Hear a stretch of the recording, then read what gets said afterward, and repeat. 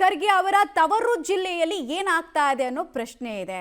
ಊರಿಗೆಲ್ಲ ಕಾನೂನು ಪಾಠವನ್ನ ಮಾಡುವಂತಹ ಸಚಿವರು ನೋಡಬೇಕಾಗಿರುವಂತಹ ಸ್ಟೋರಿ ಇದು. ಕಾರಣ ಮತ್ತೆ ಕಲಬುರಗಿ ಕೇಂದ್ರ ಕಾರಾಗೃಹದಿಂದ ಕೈದಿಗಳು ಪರಾರಿ ಆಗಿದ್ದಾರೆ.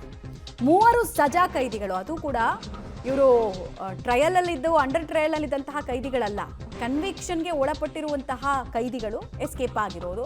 ನಿನ್ನೆ ಮಧ್ಯರಾತ್ರಿ ಅಂದರೆ ನಸುಕಿನ ಜಾವ 3 ಗಂಟೆ ಸುಮಾರಿಗೆ ಜೈಲಿನ ಕಾಂಪೌಂಡ್ ಅನ್ನ ಹಾರಿ ಇವ್ರು ಪರಾರಿ ಆಗಿರೋ. ಜೈಲಿನ ಕಾಂಪೌಂಡ್ ಅನ್ನು ಹಾರೋದಕ್ಕೆ ಸಾಮಾನ್ಯವಾಗಿ ಆಲೋಚನೆ ಮಾಡೋಕ್ಕಾದ್ರೂ ಆಗುತ್ತೆ, ಎಷ್ಟು ಅಡಿ ಉದ್ದ ಇರುತ್ತೆ ಹೇಳಿ. ಸೊ ಕಾಂಪೌಂಡ್ ಹಾರೋ ತನಕ ಪೊಲೀಸರು ಏನು ಮಾಡ್ತಾ ಇದ್ರು, ಸಿಬ್ಬಂದಿಗಳು ಏನು ಮಾಡ್ತಾ ಇದ್ರು, ಇನ್ಯಾವ ಸೀಮೆ ಭದ್ರತೆಯನ್ನು ಕೊಟ್ಟಿದ್ರು, ಎಲ್ಲ ಪ್ರಶ್ನೆಗಳು ಬರುತ್ತಪ್ಪ.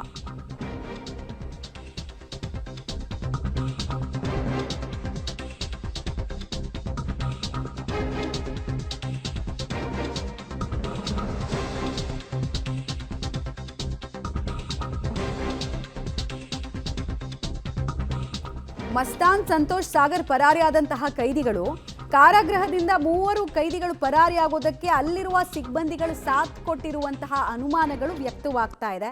ಯಾಕಂದ್ರೆ ಲಾಕಪ್ನಲ್ಲಿ ಇರಬೇಕಾದವರು, ಅಂದ್ರೆ ಆ ಜೈಲಿನ ಬ್ಯಾರಕ್ನಲ್ಲಿ ಇರಬೇಕಾದವರು ಆಚೆ ಆ ಟೈಮಿಗೆ ಹೆಂಗೆ ಬರೋದಕ್ಕೆ ಸಾಧ್ಯ? ಯಾಕಂದರೆ ಯೂಶಲಿ ರಾತ್ರಿ ಎಲ್ಲ ವಿಜಿಲ್ ಹೊಡ್ಕೊಂಡು ಅಲ್ಲಿ ಪ್ಯಾಟ್ರೋಲಿಂಗ್ ಮಾಡಿಕೊಂಡು ಮತ್ತು ಕೈದಿಗಳು ತಮ್ಮ ಬ್ಯಾರಕ್ನಲ್ಲೇ ಇದ್ದಾರಾ ಇಲ್ವಾ ಅಂತೆಲ್ಲ ಚೆಕ್ ಮಾಡ್ತಿರ್ತಾರೆ ಪದೇ ಪದೇ. 6-7 ಗಂಟೆ ಮೇಲಂತೂ ನಾರ್ಮಲ್ ವಾಕಿಂಗು ಕೂಡ ಬಿಡಲ್ಲ, ಊಟ ಎಲ್ಲ ಮುಗಿಸಿದ ಮೇಲೆ. ಅದು ಹೆಂಗೆ ಇವ್ರು ಬಿಟ್ಟರು ಅನ್ನೋದು ಗೊತ್ತಾಗ್ತಿಲ್ಲ.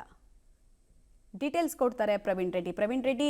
ಊರಿಗೆಲ್ಲ ಕಾನೂನಿನ ಪಾಠ, ಈ ರಾಜ್ಯದಲ್ಲಿ ಹಿಂಗಾಗಬೇಕಾಗಿತ್ತು, ಆ ರಾಜ್ಯದಲ್ಲಿ ಹಿಂಗಾಗಬೇಕಾಗಿತ್ತು ಅಂತ ಹೇಳುವ ಸಚಿವರ ಜಿಲ್ಲೆನಲ್ಲೇ ಇಂಥದ್ದೊಂದು ಘಟನೆ ಅಂತ ಹೇಳಿದ್ರೆ ಅವ್ರಿಗೆ ಇನ್ನೆಷ್ಟು ಮುಜುಗರ ಆಗಿರಬೇಡ.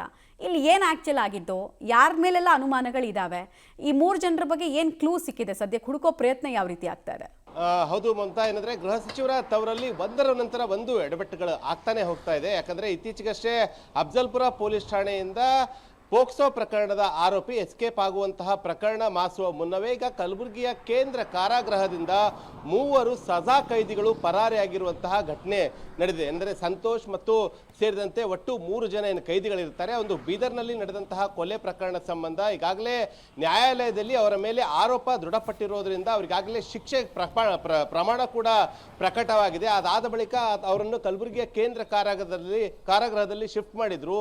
ಆದರೆ ನಿನ್ನೆ ಮಧ್ಯರಾತ್ರಿ 3 ಗಂಟೆಯಿಂದ ಲಾಕಪ್ನಿಂದ ಎಸ್ಕೇಪ್ ಆಗಿ ಅದಾದ ಬಳಿಕ ಜೈಲಿನ ಕಾಂಪೌಂಡ್ ಸುಮಾರು 20ರಿಂದ 25 ಅಡಿಯಷ್ಟು ಕಾಂಪೌಂಡ್ ಇದೆ ಮಮತಾ. ಆ ಒಂದು ಕಾಂಪೌಂಡ್ ಹಾರಲು ಹೇಗೆ ಸಾಧ್ಯ ಎಂಬ ಪ್ರಶ್ನೆಗಳು ಕೂಡ ಈಗ ಪೊಲೀಸರ ಬಳಿ ಉಂಟಾಗ್ತಾ ಇವೆ. ಈಗಾಗಲೇ ಕಲಬುರಗಿ ನಗರ ಪೊಲೀಸ್ ಆಯುಕ್ತರಾದಂತಹ ಡಾಕ್ಟರ್ ಶರಣಪ್ಪ ಸೇರಿ ಹಿರಿಯ ಪೊಲೀಸ್ ಅಧಿಕಾರಿಗಳು ಕೂಡ ಕಲಬುರಗಿಯ ಕೇಂದ್ರ ಕಾರಾಗೃಹಕ್ಕೆ ಈಗ ಭೇಟಿ ಕೊಟ್ಟು ಪರಿಶೀಲನೆ ನಡೆಸ್ತಾ ಇದ್ದಾರೆ.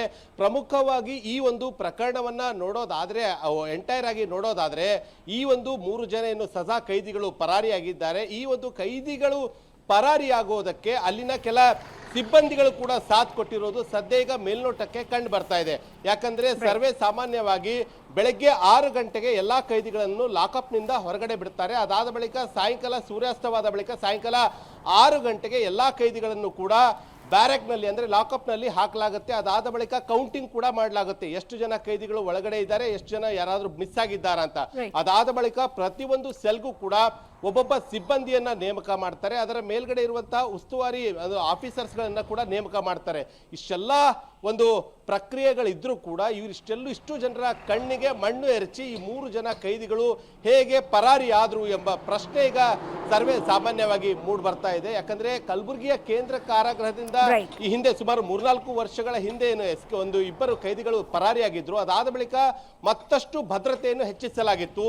ಆ ಭದ್ರತೆ ಹೆಚ್ಚಿಸಿದ ಬಳಿಕ ಕೂಡ ಈಗ ಮತ್ತೆ 3 ಜನ ಸಜಾ ಕೈದಿಗಳು ಪರಾರಿಯಾಗಿದ್ದಾರೆ. ಮಮತಾ, ಧನ್ಯವಾದ ತಮ್ಮ ಮಾಹಿತಿಗಾಗಿ.